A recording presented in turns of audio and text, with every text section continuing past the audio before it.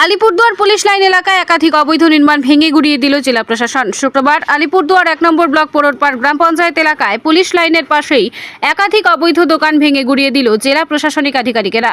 জানা গিয়েছে, দীর্ঘদিন ধরে পুলিশ লাইনের বিপরীতে সরকারি জায়গা দখল করে পাকা দোকানঘর নির্মাণ করে অবৈধভাবে ব্যবসা চালাচ্ছিলেন একাধিক নাগরিক। মুখ্যমন্ত্রীর নির্দেশের পর সরকারি জমি বেদখল করতে ইতিমধ্যেই ওই দোকানগুলির মালিকদের অবৈধ নির্মাণ ভেঙে নেওয়ার নোটিশ দেয় জেলা প্রশাসন। উক্ত ব্যবসায়ীরা প্রশাসনিক নির্দেশের পালন না করায় এদিন বুলডোজার চালিয়ে ওই অবৈধ নির্মাণ করা পাকা দোকানগুলি ভেঙে গুড়িয়ে দেয় প্রশাসন। আলিপুরদুয়ারের মহকুমা শাসক বিপ্লব সরকার এবং আলিপুরদুয়ারের মহকুমা পুলিশ আধিকারিক শ্রীনিবাস এমপি সহ অন্যান্য প্রশাসনিক আধিকারিকরা উপস্থিত থেকে এই অবৈধ নির্মাণগুলি ভেঙে গুড়িয়ে দেন। আজকে অভিযান চলছে অবৈধ বলে আপনারা জানেন যে ড্রেনের উপরে বা পিডব্লিউডি জায়গা ক্রস করে যে সমস্ত